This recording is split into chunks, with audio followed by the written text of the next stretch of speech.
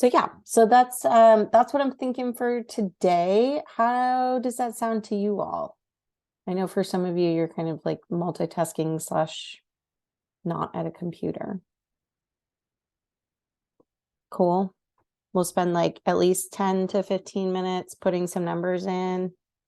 And again, folks, that if you're not in front of a computer, that's totally okay. And we can, yeah, we can just kind of go from there, and we can do more of the brainstorming stuff if that feels more relevant as well. Awesome. Okay. I'm gonna give you, why don't we touch base at 12:20? That'll be 12 minutes. We'll just see where we're at. And if we need more time, we'll do more time. And if not, if we're good at 12:20 and we want to switch to discussion, we can do that. Cool. Okay. Awesome. I'm right here. So if you have questions, also folks that are, if you're like kind of in transition or multitasking, if you want to just use these 12 minutes to ask questions, that's also fine with me. Folks like Anna, if you are using the time to put your numbers in and you want to just mute us, if that's distracting, you can also do that too. Cool. All right. We will reconvene at 12:20, hopefully with cash flow projection sheets in hand. I'm just going to mute myself because I have a tiny human in the other room, but I'm right here if you need anything.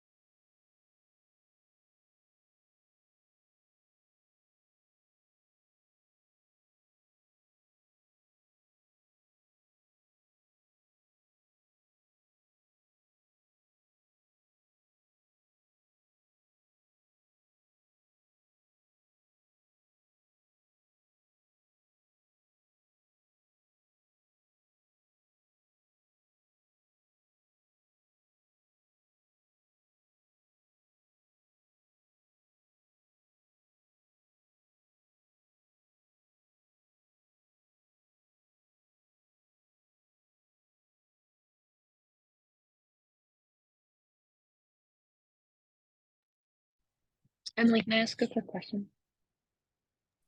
Yeah, go for it. Okay, so I just started with the actual numbers for the first 5 months for I just put them in line for cash sales for Oh, income. mm-hmm.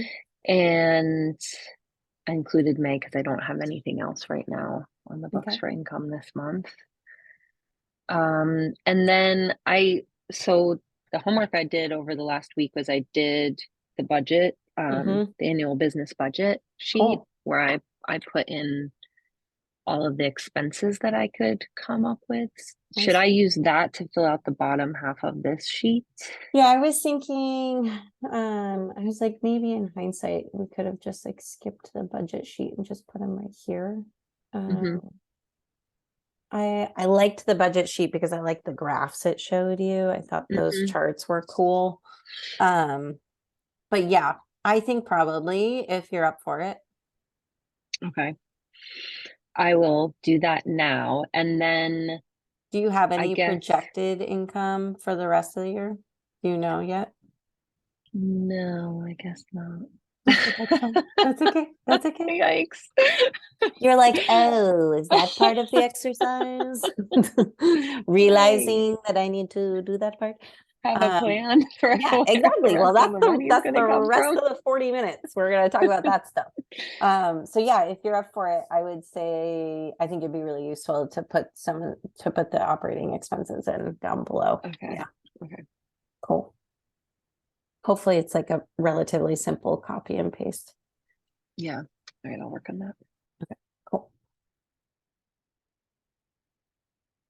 Just so I have an idea, other Anna and Elisa, are you just waiting for us to be done with this? Or are you actively working on this right now? Totally fine either way, just so I have an idea. I'm driving, unfortunately. I was That's hoping to be okay. at my desk, but I'm still driving. No worries. No worries.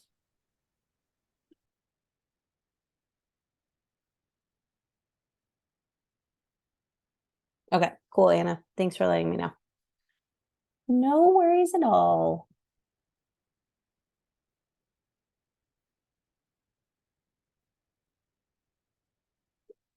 In that case, other Anna, would you just let me know when you're done with the expenses? Cool. No rush though.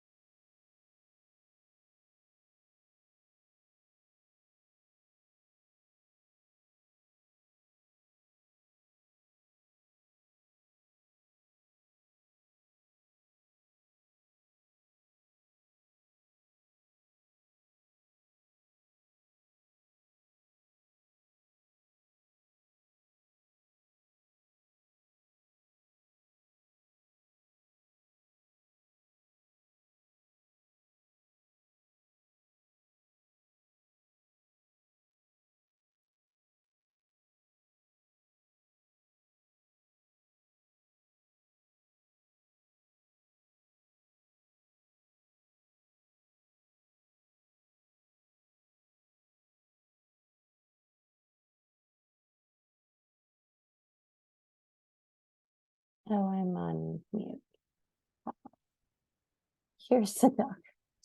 Copy and paste is terrible in Zoom. It's so annoying. They're like, no, no. I say, yes. You bet.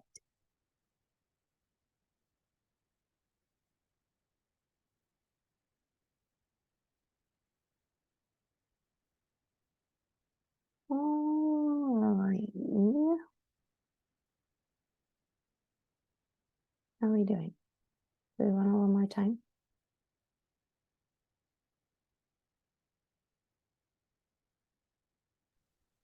I'm just about to be done. Okay. 2 more minutes. Yeah, 2 more minutes. Cool. Anna Lemler, do you, I know business is new, so do you have revenue for Q1 and Q2? That just follows the calendar year, right? Yeah. Like, yeah. Yeah. I do. It's not from the coaching work. It's only a little bit from the That's okay. coaching work. That's Yeah. okay. That's okay. I would say business as a whole is fine. Okay, sweet. Like Yeah. any income. Okay. Yeah, yeah, go for it.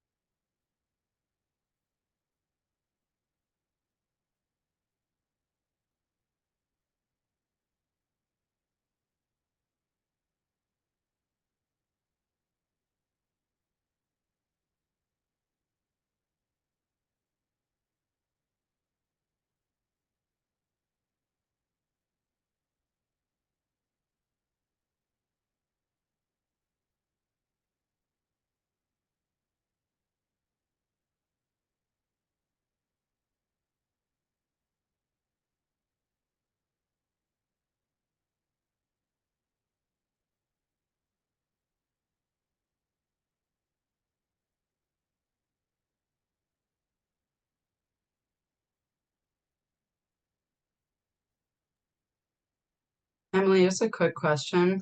Yeah. If I don't know what some of this stuff means, is that what you all went over this session? You're like, if I have no idea what this is, I put something there. Which ones are you looking at?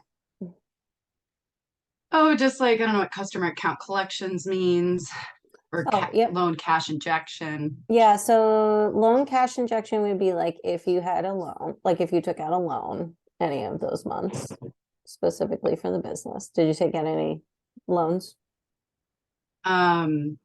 No. Okay.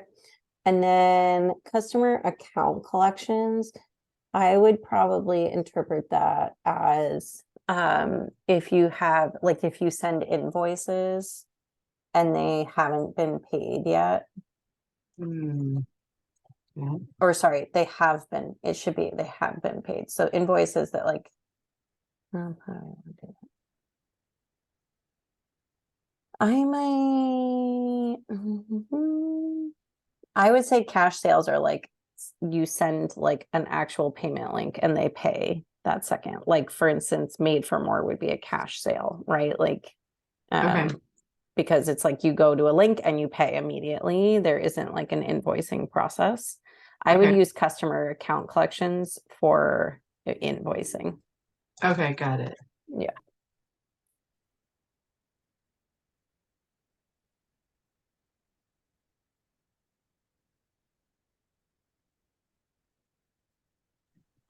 So I think I have like a workable version of this. Cool. Like I didn't do all the details. Like I'm just listening to Yeah. Anna's questions and looking at it. Like I didn't look at my bank statements and see how much interest the $300 in my savings account made in January. You might cry. You're like 25 cents. Excellent. I'm rich. Love it. No, that's totally fine. I think as long as you feel like there's enough information that we can start to make some informed decisions, I think that's awesome and great. Okay, so in line with what you just said, what else did you notice? Like what else kind of came up for you? Questions and or like thoughts, reflections, aha moments? Anna, is it okay if I ask a question? Yeah. Okay. Go for it. Sorry for coming in late and having lots of questions. No, you're fine. I'm just trying to make sense of this. She actually was looking at it macro wise. So cash receipts is like income, Mhm, revenue. mhm. Okay. And then cash payments is a form of expenses or at least Yes. Yep. okay, outgoing. And then same with operating expenses outgoing. Yep. Okay, that's what Yep. that negative versus Yep. plus sign. Yep. Okay, cool. That's helpful. Totally. Okay, Last great. week we Thanks. worked like exclusively on expenses. Like that was the Okay. homework for today was to like figure out all of your expenses. Totally cool if you don't have that yet. And if you haven't done that work in the budget sheet, I would just do it here for ease. Okay, sweet. And that way we should be able to see. Yeah, we should be able to see right here, kind of those pluses versus minuses. Okay, cool. So then my follow-up question about the minuses, which I think is what we're going to talk about in the next session this time, but is that question of like paying yourself. Because when I look at this sheet and I look at what's actually in my checking account, it's really different because I haven't put the money that I needed to like put into my mortgage, to pay my mortgage that I had to use for my business is not reflected in this sheet yet because I don't have like a concrete way that I pay myself. But I have been making those withdrawals because I've needed to. Yeah. So I would say like under salaries, like you have the option to show what you paid yourself each month. Okay. So like if you So had just like, put so you just put whatever did, like, I you did like just one-off withdrawals, I'm assuming at certain points of time. Did you do them every month or are they kind of like whenever you were freaking the fuck out, you did one? That's what I used to do. Okay, So yeah, that's probably right. that's what I used to be like, oh fuck, we need money. Okay, quick, let me like try and pull it from here. That's how I used to pay myself. So I think it's pretty normal. Okay, yeah. Ideally we don't work that way, but in the beginning it might look that way. Yeah, so I do have a record of those random withdrawals. Okay, cool. So let's put those. And if you had already put something in salaries, like in line 26. I didn't. Okay, put I was going to say anything you like could that. use one of those others as well if that. Okay. And if you want, you could actually, why don't you do this? Why don't you put it in one of the others? Because let's see if we could maybe project like next week when we talk about what to pay yourself. Because like we still have the rest of the year. There's no reason why we couldn't get you on a regular salary. Hopefully this year would be ideal. So let's leave that line item alone, and under other, put something like one-off withdrawals or whatever is going to make sense to you, and you're going to understand what it is. And then let's put those in.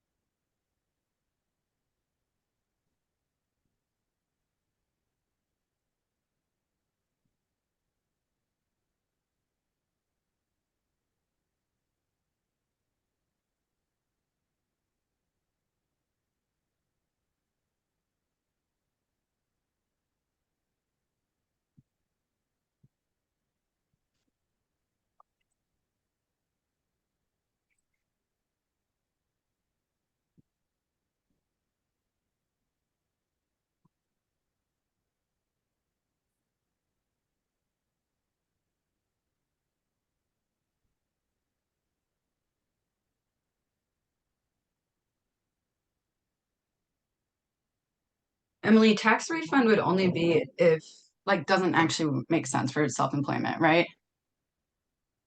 Because we have to pay taxes. Yeah, you most likely are not going to have a refund, but you Okay. could. So for instance, my partner and I file jointly, Uh-huh. and his taxes from his work that get withheld end up eating a lot of what I owe. And so sometimes, assuming we plan accordingly, sometimes we will have a refund at the end of the year I see. or Okay. the next year. Yeah. Yep. Totally. And he's not self-employed though, I assume. No, he's not. No. Got it. Yeah. Okay. But his withholding is big enough that it Okay. keeps it up, Okay. which is nice. And interest income, how would I find that? Is that like if I were to have just money coming in the bank and then whatever interest that is? Sorry. Yeah. Okay. I wouldn't worry about that line right now. Okay, cool.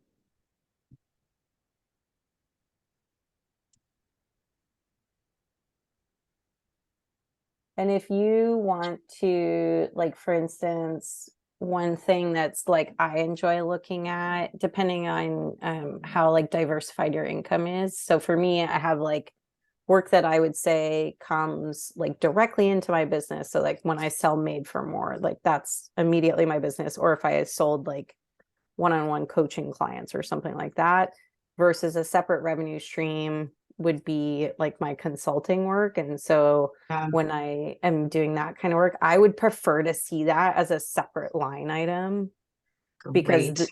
that feels more useful to me, because then I can see like, oh, you know, in Yeah. May and September, my consulting is like super full and I make all this money, but then I don't do any other consulting work throughout the rest of the year, which means I might want made for more to be more focused in January and December or something like that. Yeah. Like if I wanted to even those things out versus if I clump it all together, I just don't have quite as much Yeah. detail.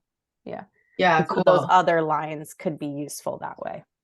Okay, cool. I feel that I was just literally writing something similar and was just going to ask, do you think then like I should have it might make sense then to have like let's say CBS is an acronym for a contract Mhm. I'm on. So like CBS cash sales versus like coaching cash sales, Yep. CBS customer account collections. Okay, Yep. cool. I think so. Great. Personally, that would Okay. be more That useful to feels me. right to me too. Okay, great. Yeah. Thank Yeah. you.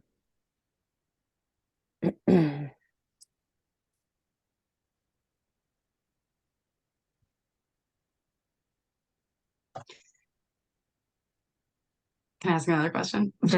Yeah, that's what this is for. Go for it. Okay, great. Um, I'm curious if um either you like if you offer in any of your services like advice on how to actually set up the actual like for for someone who does both consulting and coaching, like what would be the best way to actually set up an invoicing system, or Yeah, shit totally. like We that. can talk about that. Yeah. Okay. So there's a couple different. How big are the invoices? Um, I mean, I'm ending like a year-long contract with a pretty significant invoices, but then it'll be like really small ones, like $75 per coaching session or Okay. whatever. Okay. Yeah.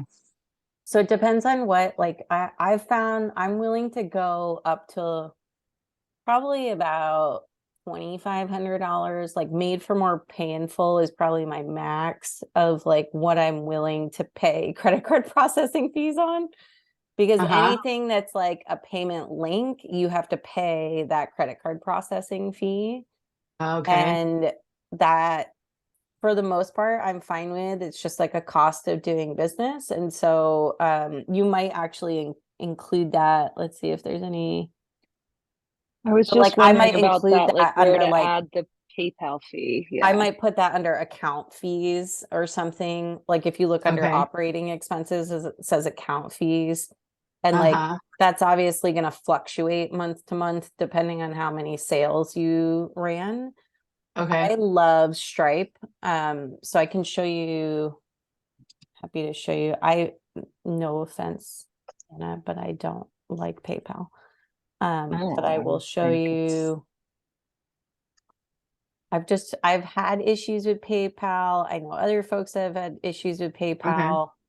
It's also, they have a reputation for like not taking the business owner's side in disputes. They'll usually take the customer's side. So if someone disputes one of your, like your product or your,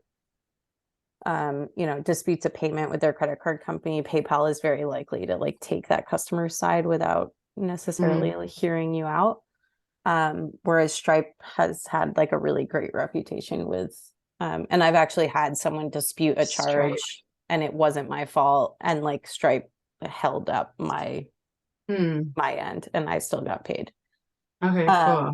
So this is Stripe. I also really like their interface, and I tend to be very sensitive to like UX, and I really like things to like feel like intuitive and make sense to me when I'm working with them. I'm not a huge like tech fan. And so, yeah, it just means a lot to me when something feels really easy and intuitive. What I also like about Stripe is, depending on like what other systems you're using, you can have 2 separate accounts. You might even have multiple accounts. So like, this is Emily Ely coaching. This is like, I used to use this specifically. I don't use it very, obviously you can see it. It's been, there's like, yeah, like $96 have been processed here, I think, in this year. I don't use it anymore, but I used to use it a lot. Like, so if you, for instance, sorry, I'm like mumbling my words, but like Kajabi is where Made for More is hosted. And so Stripe is, this account on Stripe is connected to Kajabi explicitly. So anything that processes through there, I capture that here. But I also have like my own personal Stripe account that I can send invoicing from. So I'll use this usually for like consulting work if I'm sending invoices. Once the invoices, like, so for instance, I work with a partner who I invoice like upwards of probably 10,000 a year. Once I get there, I typically, I try to like get them to pay for the processing, and I just submit a PDF invoice. And so what I make is like I make something like this. And so I just send them this PDF and they process the invoicing. And a lot of these like larger organizations will use something called like bill.com. Used to that. Yep. And however, you can do, I don't know if I have to double check if it charges. Let's see if we can find. That was Yeah, I recently made a similar like PDF invoice, and I put a note at the bottom like, I can also take this payment with a credit card, but it'll cost you this % service fee. Like, I just put a disclaimer on it, so like you basically like, please send me a check directly for this amount. And but if you'd rather pay by credit card, you can. It'll just cost you another like 3.5% or whatever. Yeah, to, like, so run like it through Square this one was like a $70 fee, right? To Yeah. process this. What I do with this kind of stuff is I just bake the processing fee in. Like I would just think about what the processing fee is going to be, and I would just uptick the price point to include that versus put the onus on them. Just as like a consumer, I'm not in love with the idea of paying more money for something, but if you just baked it in and I don't know, then it's like not really going to bother me that much, and I just assume it's the cost of doing business. So I think the other thing I like about Stripe a lot is you can do, let me flip over here. It gets over here.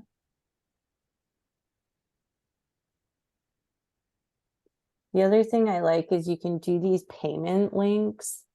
And so like, if for instance, like you don't have a website set up yet, or you don't have, because like in order to collect payment, you actually need 2 things.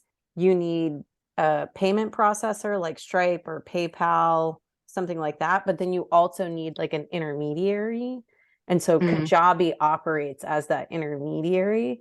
But if I didn't have that, like let's say I don't have Kajabi, for most payment processors, it's only going to let you send an invoice, which is fine. But sometimes you're like, I actually want a payment link. Like the coaching call, it would be better to just have a payment link than an invoice coming through. Okay.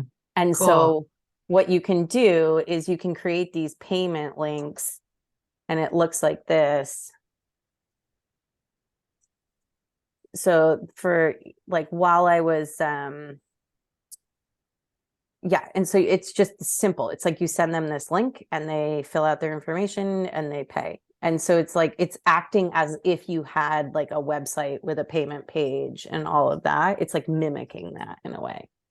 Cool. The other thing you could do is, do you use like something like Calendly or Uh-huh. any sort of calendar? Yeah, so you could turn on payment integration there, and Mm. that would act as your intermediary. So that would like connect, you know, it would look like they Mm. were paying through Calendly, but really they would be paying, like they'd be paying through Calendly, but it would be processing through Stripe or Mhm. whatever you set up.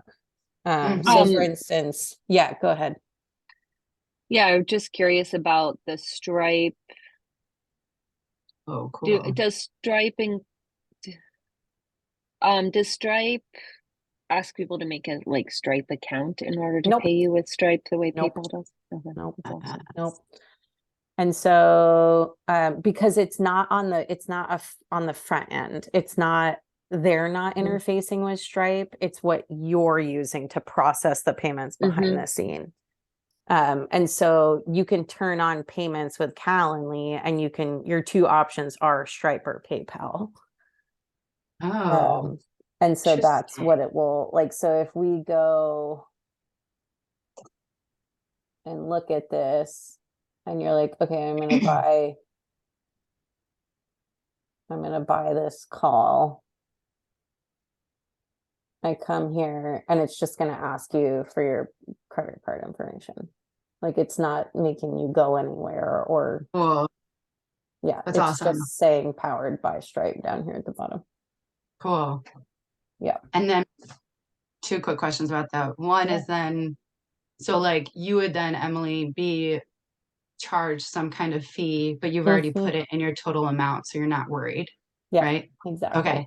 Yep. And then the other question is like, could this act as like, where do you then maybe on the back end see the payments, and or will this act as a reminder if they don't pay? Like could you set up like I want payment within 30 days, and if not, will it remind? So Or no? no, Okay. so this, if you set up payment on like your Calendly, they have to pay in order to book. Oh, they pay it ahead of Yeah. time. Yeah. Oh shit. Yeah. Okay. Yeah. Which would be Ah, my suggestion for coaching. I wouldn't yeah, get into an invoicing nonsense with coaching. debacle. No. Okay. The only time I Um, do Good tip. invoicing is if it's like a period of, or I'll do invoicing for one-off. Like I did like these folks hired me for a full day workshop, Mm-hmm. or not even, it was like a couple hours. Mm-hmm. And um what I say is like invoicing is due the day of the workshop. Mm-hmm. I Okay. personally do not enjoy allowing invoicing to extend 30 days, 60 days. I know that's super common in consulting, and you may run into relationships where like that just is the way it is, and you're going to have to, and that's where that's part of why your cash flow projection is going to be important, because if you're Right. like, you know, I invoice in month 1, but I don't actually get paid till month 4, we should Right. know, we want to know that ahead of time so we can plan for it, because you might be invoicing in month 1 and then making a big expense thinking that money is coming Mm-hmm. in month 3, but really you don't get paid till month 4. So, Mm-hmm. you know, like we don't want to get into hairy water there. Mm-hmm. Some people, I think it's like the norm. I was listening to a podcast episode about like the norm is like 30 to 60 days Mhm, for like larger contracts like that. I know like mhm, I was actually while you guys were filling out, I was filling so like one of the um folks I work with is called the Center for Women in Enterprise, and you submit these invoices, mm, and I'm pretty sure they say, yeah, so invoices will be paid within a 60 days of receipt. And they mhm. push that 60 days. Like I've had them go the full 60 days before paying. Mm, wow, Um, so ridiculous. yeah, Yeah, I know. But it's also yeah. like they have a branch in like 5 different states. There's Mhm, like thousands of mm, people are interacting mhm, with this. So, mhm, it kind of just depends on how big of an organization it is. mhm. I'm the worst at getting myself paid, so this is great to Yeah, have like systems no. that'll force me to do it.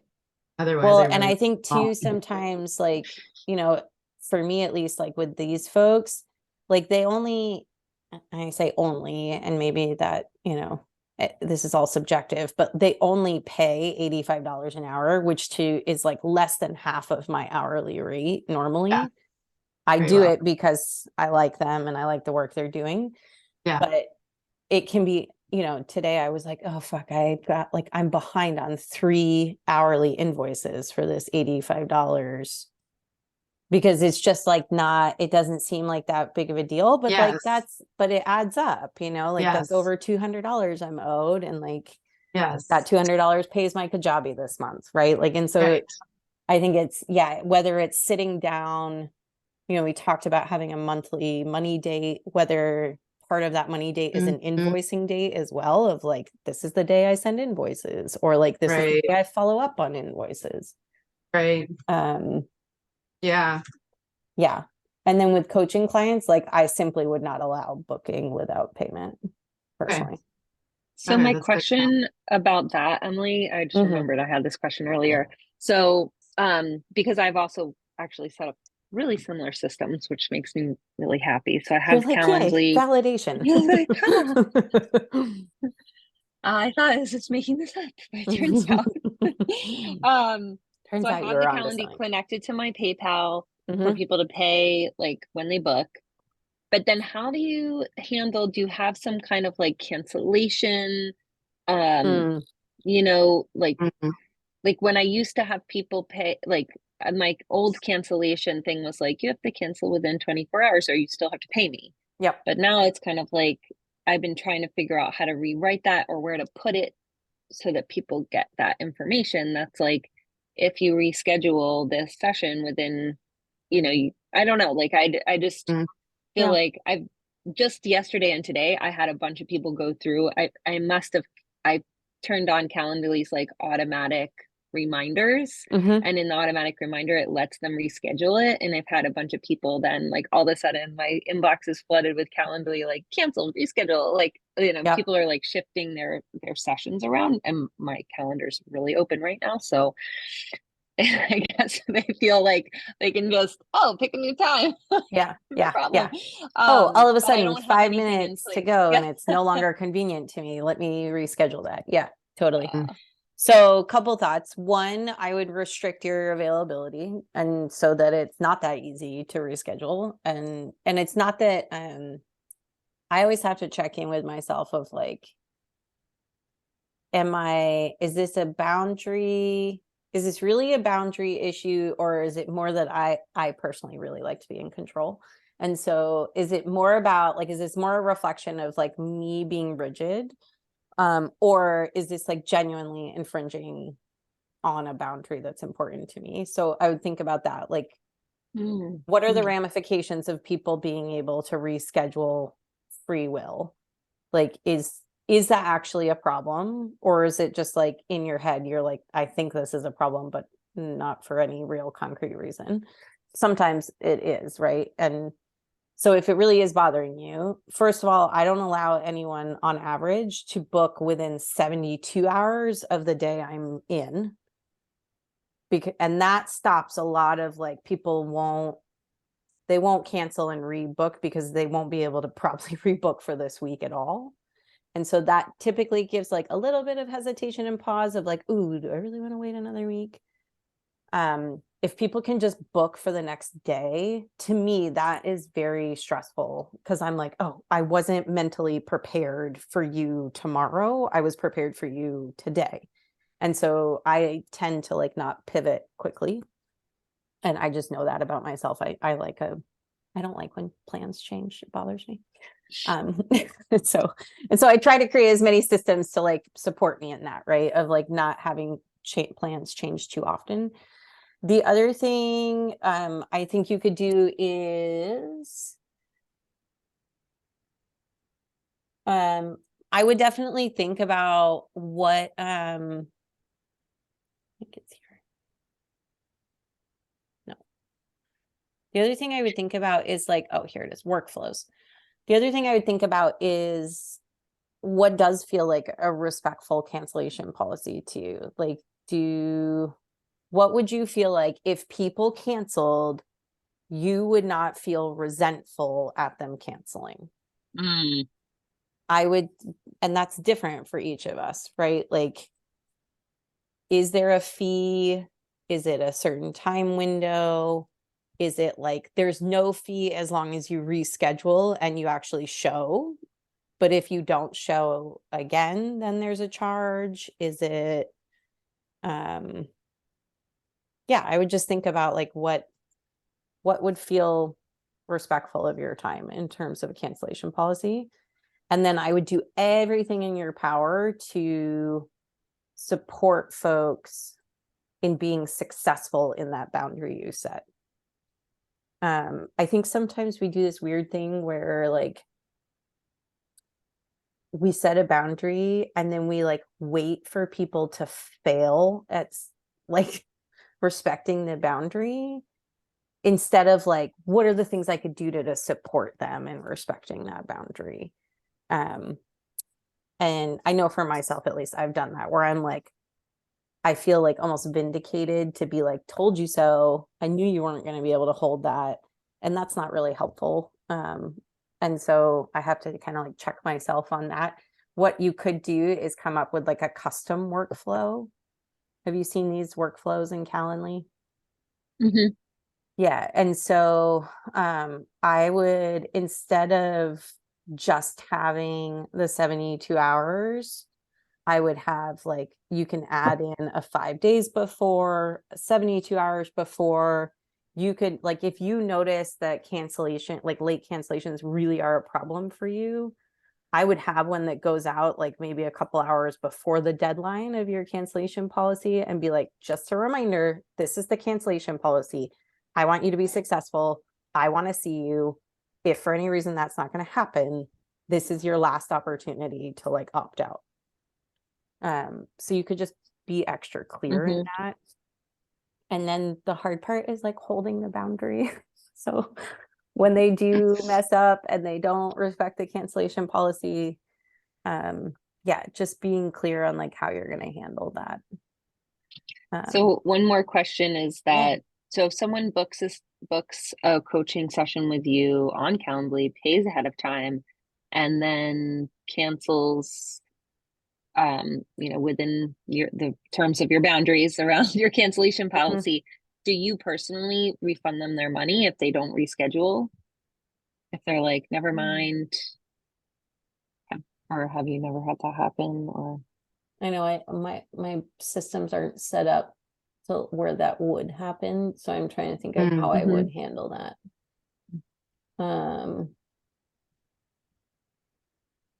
Typically what I don't have like one-off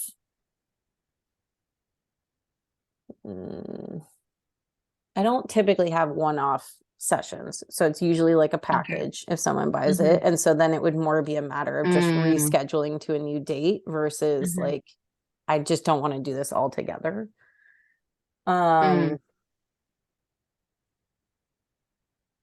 if it was a And I've seen on the Made for Four website, I mean, you were very clear, like no refunds.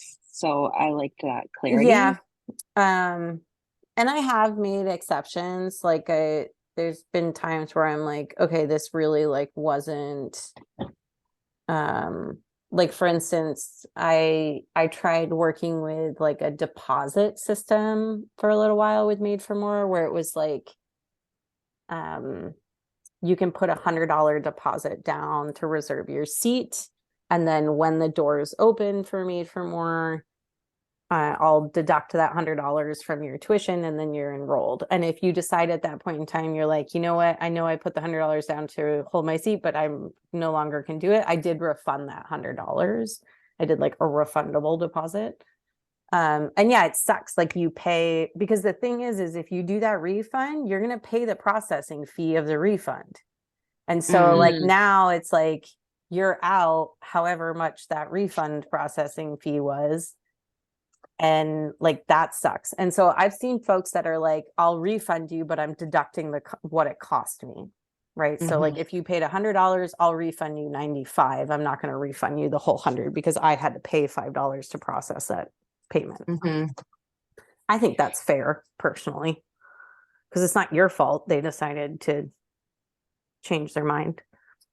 You know? Cool. Thank you for this. This was a helpful extra little Yeah, totally. nugget to think about. Oh, it's already 1 o'clock. Okay. I'm like, my baby's like, hello, I went to go to bed. It's nap time now.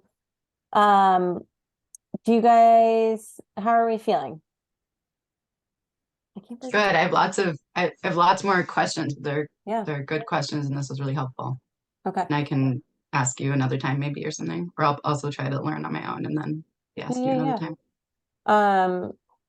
Okay, so we got the cash flow. You guys got some numbers in here, right?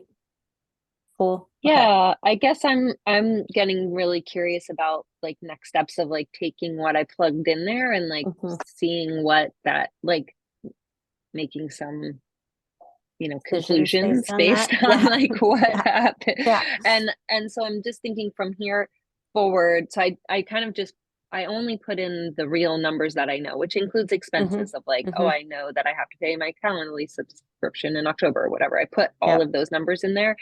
What I did not yet put in, which I think is the next step, is I put the real numbers of the one-off withdrawals I made. And now I feel like I need to put in the projected, like how much do I want to pay myself each month moving forward the rest of the year so that it can be a little more intentional, and then kind of base